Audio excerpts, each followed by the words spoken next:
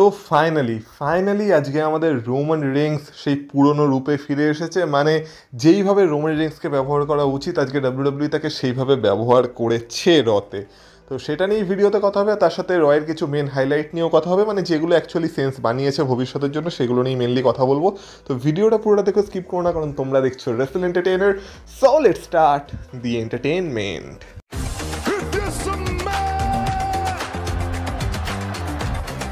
Acknowledge me. Acknowledge me. You there, sitting at home. Acknowledge me. তো আজকে রয়ে শুরু হয় আমাদের TC1 রোমান রেন্সের সাথে।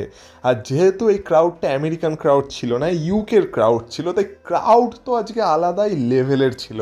তো রোমান রেন্সের জন্য তো আজকে প্রায় 5 থেকে 6 মিনিট ধরে শুধু চ্যান্ট করা হয়, Roman Reigns, if you love Roman please stand up, OTC, মানে যা যা চ্যান্ট হতে পারতো সব রকম চ্যান্ট তারা করে আজকে রোমান রেন্সের জন্য। এটা আলাদাই অফেশন দেওয়া হয় রোমান রেন্সকে। তারপর ফাইনালি আজকে আমরা রোমান রেন্সের তরফ থেকে একটা প্রোমো শুনতে পাই রথে, যেটা শোনার জন্য আমরা কবে থেকে অপেক্ষা করেছিলাম। মানে এতদিন রোমান রেন্স শুধু আসছিল, নয় মারছিল নয় মার খাচ্ছিল, কিন্তু আজকে অবশেষে রোমান রেন্স আজকে নিজের হাতে মাইক তুলে নেয়, আর সবার প্রথমে সেই পুরোনো ডায়লগ বলে, অ্যাকনলেজ মি। আর সবাই তাকে আজকে অ্যাকচুয়ালি অ্যাকনলেজ করে। আর তারপর আমরা দেখতে পাই রোমান রেন্স তাদেরকে বেসিক্যালি যে কথাটা বলে সেটা হচ্ছে যে রোমান রেন্স আজকে আবার সেই পুরোনো দিনের মতো অনুভব করছে, মানে সেই ওল্ড ডেজ আর ব্যাক। মানে রোমান রেন্স কিছু বছর আগে যেমন ছিল, আবার রোমান রেন্স সেই ধরনেরই কিছু ফিল করছে। তারপর রোমান রেন্স বলে, হয়তো আমি আগের মতো ফিল করছি, কিন্তু আমাকে এটাও মানতে হবে যে সব কিছু আর আগের মতো নেই, আর অনেক কিছু চেঞ্জ হয়ে গেছে। আর কোডি রোডস এটা অনেক আগেই প্রেডিক্ট করেছিল, আর যখন কোডি রোডসের নাম ওঠে তখন সবাই বু করতে থাকে। আর এটা শুনে রোমান রেন্স বলে, ইন্টারেস্টিং, মানে অ্যাকচুয়ালি যেই কোডি রোডসকে কিনা এত সাপোর্ট করেছিল তারা যখন সে রোমান রেন্সকে হারাতে চলেছিল, এখন তারাই কোডি রোডসকে বু করছে। তো এটা অবশ্যই ইন্টারেস্টিং ব্যাপার। তো রোমান রেন্স বলে, ইন্টারেস্টিং তো যাই হোক না কেন। তো তারপর রোমান রেন্স বলে যে এখন আমার কাছে আমার কোনো ব্লাড লাইন নেই, এখন আমার কাছে কোনো চ্যাম্পিয়নশিপ নেই, তো আমি হয়তো আর সে আগের মতো নেই। কিন্তু তখন সবাই চ্যান্ট করতে থাকে, নো ইউ আর, মানে না, তুমি এখন আগের মতোই আছো। রোমান রেন্স বলে যে হয়তো আমি আগের মতো আবার হয়ে যেতে পারি। মানে এবার রোমান রেন্স বলে যে সে অ্যাকচুয়ালি চ্যাম্পিয়নশিপের জন্য কম্পিট করতে আসছে, কারণ এই বছরের জন্য আর পরের বছরের জন্য, মানে 2026-এর জন্য তার কাছে বড় প্ল্যানস আছে। এবার সে আসে ক্ল্যাশ ইন প্যারিসের ফেটাল 4 ম্যাচটার কথায়, যেখানে কিনা সবাই চাইছিল যাতে রোমান রেন্সকে অ্যাড করা হয়, কিন্তু তার বদলে জে উসোকে অ্যাড করা হয়েছে। তো রোমান রেন্স বলে, যারা জে উসোকে অ্যাড করা হয়েছে বলে খারাপ ভাবছো, তারা অ্যাকচুয়ালি ভুল ভাবছো, কারণ জে উসো অ্যাকচুয়ালি ডিজার্ভ করে। কারণ সামার স্ল্যামেও তাদের মধ্যে যে ম্যাচটা হয়েছিল সেখানে জে উসোই তাদের টিমকে জিতিয়েছিল, জে উসো পিনফল নিয়েছিল, মানে পিনফল করেছিল আর কি, নিয়েছিল কেন বলছি। তো সেই কারণে জে উসো বেশি ডিজার্ভ করে এই ম্যাচটায় থাকার। তো এইভাবে আজ রোমান রেন্স জে উসোকে ডিফেন্ড করে। আর রোমান রেন্স এটাও বলে যে তোমাদের মধ্যে যারা চাইছো যে আমিও চ্যাম্পিয়নশিপ পিকচারে থাকি, তো আমিও চ্যাম্পিয়নশিপ পিকচারে খুব তাড়াতাড়ি আসতে চলেছি, চিন্তার কোনো বিষয় নেই। কিন্তু এখন তার সামনে মেন যে প্রবলেমটা আছে সেইটা হলো ব্রনসন রিড। কারণ তারা আমার থেকে সব কিছু কেড়ে নিয়েছে, আমার ব্লাড লাইনকে কেড়ে নিয়েছে, আমার ওয়াইজ ম্যানকে কেড়ে নিয়েছে, আমার চ্যাম্পিয়নশিপগুলোকে কেড়ে নিয়েছে। তো এখন তাদের নতুন কিছু লাগবে কেড়ে নেওয়ার জন্য, আর যার জন্য এখন তার সামনে মেন সমস্যা হচ্ছে ব্রনসন রিড। আর এই বলে ব্রনসন রিডের সম্পর্কে আরও কিছু রোমান রেন্স বলতো, সেই সময় সেখানে চলে আসে ব্রনসন রিড আর পল হেমন। তো ব্রনসন রিড আবার সেই সুলা ফালা তার গলায় ঝুলিয়ে নিয়ে আসে। আর তারপর পল হেমন বিভিন্নভাবে রোমান রেন্সকে ম্যানিপুলেট করার চেষ্টা করে। পল হেমন এটাও মনে করিয়ে দেয় যে আজ থেকে 5 বছর আগে সেই ঘটনাটা ঘটেছিল, যখন কিনা ব্রক লেসনারের অ্যাডভোকেট রোমান রেন্সের ওয়াইজ ম্যান হিসেবে এসেছিল, আর তারা পুরো ইন্ডাস্ট্রিকে চেঞ্জ করে দিয়েছিল। আর এই 5 বছর ধরে তারা এই ইন্ডাস্ট্রিকে ডমিনেট করেছে, মানে এই ডুয়োটা, রোমান রেন্স আর পল হেমনের ডুয়োটা। তো তারপর পল হেমন বলে যে পল হেমন অ্যাকচুয়ালি তাকে ভালোবাসতো, আর পল হেমন এখনও তার ট্রাইবাল চিফকে ভালোবাসে, আর তার ট্রাইবাল চিফকে পল হেমন মিস করছে এই মুহূর্তে। কিন্তু তারপর পল হেমন নিজের রঙে ফিরে আসে, আর পল হেমন বলে যে আজকে পল হেমন এসেছে ট্রাইবাল চিফকে, রোমান রেন্সকে ডিসরেসপেক্ট করতে। তো তখন সবাই পল হেমনকে বু করতে থাকে, পল হেমন শহরের ডিসরেসপেক্ট করে, পল হেমন রোমান রেন্সের ডিসরেসপেক্ট করে, আর তারপর পল হেমন আবার ব্রনসন রিডকে ট্রাইবাল থিফ হিসেবে অ্যাকনলেজ করে। আর এটাই বলতে চায় যে ব্রনসন রিড আর কি, মানে রোমান রেন্সকে দেখে নিতে চলেছে আর রোমান রেন্সের অবস্থা খারাপ করতে চলেছে। তো তখন রোমান রেন্স আবার পল হেমনকে বলে, হ্যাঁ ডাম্যাস। তো এইভাবে ডাম্যাস বলে যেই ডাকে পল হেমনের তো অবস্থা খারাপ হয়ে যায়। তখন বলে যে you will kiss my ass because I will whoop his ass at Clash in Paris. মানে রোমান রিংস বেসিক্যালি এটাই বলে যে ক্ল্যাশ ইন প্যারিসে তো রোমান রিংসের অ্যাসকে কিস করতে চলেছে পল হেমন, কারণ ব্রনসন রিডকে রোমান রিংস বাজেভাবে হারাতে চলেছে। তখন ব্রনসন রিডও আর কি রোমান রিংসকে একটু সতর্ক করে যে যখন ক্ল্যাশ ইন প্যারিসে ব্রনসন রিড রোমান রিংসকে হারিয়ে দেবে তখন রোমান রিংসকে অ্যাকনলেজ করতে হবে ট্রাইবাল থিপকে। তো এই বলে তো রোমান রিংস বলে অনেক কথা হয়েছে, এবার যদি ব্রনসন রিড এখানে না আসে তাহলে আমিই চলে যাচ্ছি। এই বলে আমরা দেখতে পাই রোমান রিংস রিং থেকে নামে, আর তারপর রোমান রিংস আর ব্রনসন রিডের মধ্যে একটা ম্যাসিভ ব্রল হয়। আর সেই ব্রলে আমরা দেখতে পাই যে ব্রনসন রিডকে রোমান রিংস সুপারম্যান পাঞ্চ মারে, তখন পুরো লকার রুম সেখানে চলে আসে, লকার রুম এসে তাদেরকে আলাদা করার চেষ্টা করে, কিন্তু তারপরও তারা ফাইট করতে থাকে। এর মধ্যেই ব্রনসন রিড রোমান রিংসকে টপ রোপ থেকে একটা স্প্ল্যাশ টাইপের মুভ দিয়ে দেয়, কিন্তু তারপরে যখন সে সুনামি দিতে যায় রোমান রিংসকে তখন আমরা দেখতে পাই রোমান রিংস সেটাকে কাউন্টার করে একটা সুপারম্যান পাঞ্চ দিয়ে দেয়। তারপরও তাদের মধ্যে ব্রল কন্টিনিউ হয়, আর তারপর ধীরে ধীরে ধীরে ধীরে তাদেরকে সেপারেট করে আলাদা করা হয়। কিন্তু এখনও গল্প শেষ হয়নি, কারণ রোমান রিংস এখন পুরো রয়ের জন্য রতে অ্যাভেলেবেল ছিল, আর ব্রনসন রিডটা অবশ্যই ছিল কারণ সে তো আর কি সেথ রলিন্সের ফ্যাকশনেই আছে। তো এইভাবে আজকে রয় শুরু হয়, যেখানে এই যে রোমান রিংস আর ব্রনসন রিডের ম্যাচটা হতে চলেছে এইটাকে ডাব্লিউডাব্লিউই ভালো মতো হাইপ করে দিয়েছিল। আর অ্যাকচুয়ালি এবার আমি ক্ল্যাশ ইন প্যারিসের রোমান রিংস ভার্সেস ব্রনসন রিডের জন্য এক্সাইটেড। এছাড়া রয় আমি পেন্টা নিউডের কথা কী বা বলবো, তারা তো নিজেদের মধ্যেই ঝামেলা করে যাচ্ছে, আর সেই ঝামেলার কোনো মানে আছে বলে আমার মনে হয় না। আমি তো শুধু অস্টিন থিওরি রিটার্নের ওয়েট করছি, তো সেটাকে স্কিপ করা যাক। কিন্তু মেনলি আজকে রতে আমাদের ইন্টারকন্টিনেন্টাল চ্যাম্পিয়ন মানে ওমেন্স ইন্টারকন্টিনেন্টাল চ্যাম্পিয়ন বেকি লিঞ্চও এসেছিল। আর বেকি লিঞ্চও বেসিক্যালি তার আর নিকি বেলার ফিউডটাকে ইগনাইট করতে এসেছিলো, যেখানে আমরা দেখতে পাই সে আর কি নিকি বেলাকে কল আউট করে, আর নিকি বেলা আজকে অ্যাকচুয়ালি চলেও আসে মানে বেকি লিঞ্চের কথা জবাব দিতে। আর আজকে নিকি বেলা পুরোপুরি তৈরি ছিল, আর আজকে তো নিকি বেলা অন ফায়ার ছিল, কারণ নিকি বেলা আজকে বেকি লিঞ্চের কাছ থেকে তার ইন্টারকন্টিনেন্টাল চ্যাম্পিয়নশিপ কেড়ে নেয়, আর বলে বেকি লিঞ্চ যতই বড় হয়ে যাক না কেন নিকি বেলার মতো বা বেলাদের মতো বড় সে কোনোদিনই হতে পারবে না। আর এটা নিকি বেলা প্রমাণ করতে চলেছে যখন নিকি বেলা ক্ল্যাশ ইন প্যারিস থেকে ইন্টারকন্টিনেন্টাল চ্যাম্পিয়ন হয়ে বেরাবে। এই বলে সে আর কি বেকি লিঞ্চের কাছ থেকে ইন্টারকন্টিনেন্টাল চ্যাম্পিয়নশিপটাকেই কেড়ে নেয়। আর তারপর বেকি লিঞ্চ নিকি বেলাকে অ্যাটাক করতে চায়, কিন্তু যেমন বললাম আজকে নিকি বেলা পুরোপুরি তৈরি ছিল, তো নিকি বেলা বেকি লিঞ্চকে অ্যাটাক করতে দেয় না, উল্টে কাউন্টার অ্যাটাক করে আজকে বেকি লিঞ্চের অবস্থাই খারাপ করে দেয়, আর আজকে সেই স্ট্যান্ড টল করে ক্ল্যাশ ইন প্যারিসের আগে। তো আজকে তো নিকি বেলার মানে আপার হ্যান্ড ছিল, এবার দেখা যাক ক্ল্যাশ ইন প্যারিসে actually Nikki Bella as our new women's intercontinental champion হিসেবে বেরোতে পারে কিনা, নাকি বেকি লিঞ্চ ক্ল্যাশ ইন প্যারিসে নিকি বেলার অবস্থা খারাপ করে দেয়।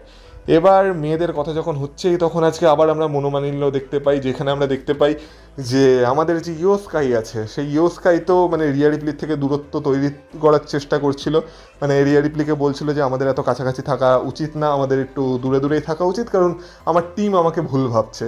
তো এইভাবে সে আর কি রিয়া রিপ্লির সাথে একটা বোঝাপড়া করতে এসেছিলো, কিন্তু পেছন থেকে সেটাকে আসুকা দেখে নেয়, আর আসুকার তো মাথা খারাপ হয়ে যায় যে তার বন্ধু রিয়া রিপ্লির সাথে এত মানে গভীরভাবে কীভাবে মিশছে। তো এছাড়া আমরা আজকে দেখতে পাই যে আজকে রতে ম্যাচও ছিল রিয়া রিপ্লি আর রক্সেন পেরেজের মধ্যে। তো সেখানেও আমরা দেখতে পাই যখন রাকেল রড্রিগুয়েজ আর কি ইন্টারফেয়ার করার চেষ্টা করে তখন রিয়া রিপ্লিকে বাঁচাতে সেখানে ইয়ো স্কাই চলে আসে। তো ইয়ো স্কাই আর রিয়া রিপ্লির সম্পর্কটা হচ্ছে এমন যে যতই দূরে থাকার চেষ্টা করো না কেন কিছু না কিছুভাবে আবার মানে কোনো না কোনো উপায় আবার দুজনের কাছাকাছি চলে আসছে।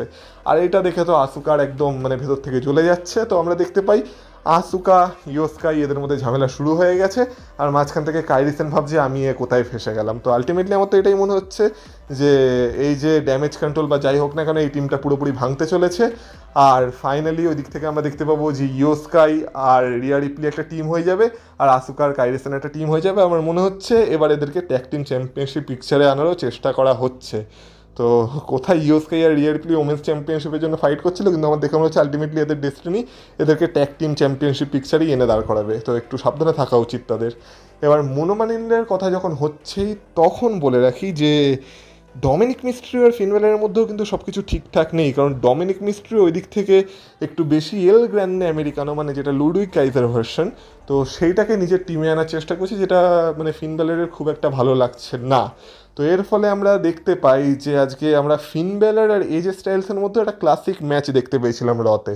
এবার এই ম্যাচটা তো যে কোনো প্রিমিয়াম লাইভ ইভেন্টে হওয়া ডিজার্ভ করে, কিন্তু আজকে রয়ের এপিসোডেই আমরা সেটা দেখতে পেয়ে যাই। আর অ্যাকচুয়ালি এটা একটা ক্লাসিক ম্যাচ ছিল, যেখানে অ্যাকচুয়ালি ফিন বেলার এজে স্টাইলস দেখে দিয়েছে তারা একসাথে রিংয়ে থাকলে তারা কী কী করতে পারে, মানে অবশ্যই 5 স্টার ক্লাসিক লেভেলের ম্যাচ ছিল না, কিন্তু দেখার মতো ম্যাচ ছিল। আর যেখানে আমরা লাস্টে দেখতে পাই যে এজে স্টাইলস তার স্টাইলস ক্লাসের মাধ্যমে ফিন ব্যালরকে এই ম্যাচে হারিয়ে দেয়। তো এজে স্টাইলস তো নিজের স্টেটমেন্ট দিয়ে দিয়েছে, নেক্সট উইকের জন্য ডমিনিক মিস্ট্রিও ভার্সেস এজে স্টাইলসের ম্যাচও কনফার্ম হয়ে গেছে ফর ইন্টার কন্টিনেন্টাল চ্যাম্পিয়নশিপ, যেটা শুনে ফিন ব্যালরের মুখে একটা আলাদাই হাসি ছিল। তো ফিন ব্যালর আর ডমিনিক মিস্ট্রিওর সম্পর্ক খুব তাড়াতাড়ি ভাঙতে চলেছে, এটাও বোঝা যাচ্ছে ধীরে ধীরে। তো আর কি মানে মন ভাঙার খেলা চলছে এখন রতে, আর কি বা করা যাবে। এছাড়া আজকে ব্যাকস্টেজে আমরা বেলিরও একটা ইন্টারেস্টিং সেগমেন্ট দেখতে পাই, যেখানে আমরা দেখতে পাই আমাদের যেমন হয় না দু টাইপের মন, একটা আমাদের শয়তান মন, একটা আমাদের ভালো মন। তো মাঝে মাঝে আমাদের ভালো মনও এক ধরনের কথা বলে, আবার আমাদের শয়তান মনও আরেক ধরনের কথা বলে। তো সেই টাইপের সেগমেন্ট আজকে বেলিও ব্যাকস্টেজ থেকে দেয়, যেখানে তাকে যে হাগার বেলি আছে মানে ভালো বা ফেস বেলি আছে, সে তাকে বলে যে সে যখন ফেস ছিল তখন সে কি ভালো ভালো জিনিস অ্যাচিভ করেছে, আর সেদিক থেকে আরেক দিক থেকে যে হিল বেলি আছে সেও তার মনের ভেতর বলছে যে সে তখন হিল টার্ন করেছিল তখন সে কী কী অ্যাচিভ করেছে। তো এইভাবে বেলি আজকে পুরো কনফিউজ হয়ে যায় যে সে তার ফেস ক্যারেক্টারের কথা শুনবে নাকি সে তার হিল ক্যারেক্টারের কথা শুনবে। তো এখন বেলিকে পুরো কনফিউজ দেখানো হচ্ছে। তো দেখা যাক বেলি আলটিমেটলি কোন ক্যারেক্টারের কথা শুনে, আর ফাইনালি ফিউচারে বেলি কী টার্ন করে, ফেস টার্ন নাকি হিল টার্ন। মানে এখন তো বেলি পুরোপুরি কনফিউজ আছে যে সে মনের কোন দিকটার কথা শুনবে, ভালো দিকটার নাকি খারাপ দিকটার। তোমাদের কি মনে হয় বেলির কোন দিকটার কথা শোনা উচিত তার কেরিয়ারে সাকসেসফুল হওয়ার জন্য? আর ফাইনালি আজকে যদি মেন ইভেন্টে আসা যায়, তো সেখানে ম্যাচ ছিল LA নাইট ভার্সেস ব্রন ব্রিকারের মধ্যে। কিন্তু তার আগে আমরা ব্যাক স্টেজ থেকে কিছু সেগমেন্ট দেখতে পাই, যেখানে আমরা দেখতে পাই যে আমাদের যে উসো আছে সে রোমান রিংসের কাছ থেকে অ্যাডভাইস নিচ্ছে যে আমি কি করব, কাকে বিশ্বাস করব, LA নাইটকে না CM পাঙ্ক, আমি একটা বাজে সিচুয়েশনে ফেসে আছি। তো রোমান রিংস আজকে তাকে একটা গোল্ডেন অ্যাডভাইস দেয় যে যাকেই বিশ্বাস কর না কেন, CM পাঙ্ককে বিশ্বাস করা তোর জীবনের সব থেকে বড় ভুল হবে। আর তোর বিশ্বাস করারই বা দরকার কি? তুই এতজনকে হেল্প করার কথা কেন ভাবছিস? তুই অনেককে হেল্প করেছিস, তুই অনেক সুপারস্টারকে হেল্প করেছিস, তুই আমাকে হেল্প করেছিস, ব্লাড লাইনকে হেল্প করেছিস, তুই লকার রুমকে হেল্প করেছিস, কিন্তু এত হেল্প করার তোর দরকারই নেই। তুই এবার নিজের কথা ভাব, তুই যেখানে আছিস তুই সেখানে থাকার ডিজার্ভ করিস, তুই সব কিছু ডিজার্ভ করিস, তুই নিউ ওয়ার্ল্ড হেভিওয়েট চ্যাম্পিয়ন হওয়ার ডিজার্ভ করিস। তো এবার একটু নিজের জন্য ভাব, লোকের কথা না ভেবে এবার নিজের জন্য ভাবা শুরু কর, আর সবাইকে মার, সবাইকে মেরে ধরে লাট করে দে, আর এই ওয়ার্ল্ড হেভিওয়েট চ্যাম্পিয়নশিপটাকে নিজের কাছে নিয়ে আয়। এটা যদিও আমার অ্যাডভাইস, এবার তুই দেখ তুই কী করবি। মানে এইভাবে আজকে রোমান রিংস জেউসোকে একটা গোল্ডেন অ্যাডভাইস দিয়ে যায়, আর জেউসো অ্যাকচুয়ালি সেটা শোনে। কিন্তু তার আগে আমরা দেখতে পাই যখন ব্রন ব্রিকার মেন ইভেন্টের জন্য রেডি হচ্ছিল, তখন সেখানে রোমান রিংস এসে সবার প্রথমে ব্রন ব্রিকারকে অ্যাটাক করে, আর তারপর আবার ব্রনসন রিড আর রোমান রিংসের ব্রল শুরু হয়ে যায়। তো আবার সেখানে সিকিউরিটিরা অফিসিয়ালসরা চলে আসে, আর কোনোভাবে তাদের দুজনকে আলাদা করা হয়, কিন্তু তার মাঝখানেও রোমান রিংস ব্রন ব্রিকারকে আর একটা সুপারম্যান পাঞ্চ মেরে দিয়েছিল। তো যাই হোক না কেন তাদেরকে তো আলাদা করে নেয় কোনোভাবে। তো ব্রন ব্রিকারের মাথা গরম হয়ে যায়। তো অ্যাডাম পিয়ার্স বলে যে এইসব তুই পরে দেখবি, তোর ম্যাচ আছে, তুই আগে রিংয়ে যা, ম্যাচে ফোকাস কর। কিন্তু ম্যাচে ফোকাস করতেও কি আজকে তো মেন ইভেন্ট ব্যাক স্টেজ থেকেই শুরু হয়ে যায়, কারণ LA নাইট এসে ব্রন ব্রিকারকে অ্যাটাক করতে শুরু করে দেয়, আর ব্যাক স্টেজ থেকে অ্যাটাকের মাধ্যমেই তাদের ম্যাচও শুরু হয়ে যায়।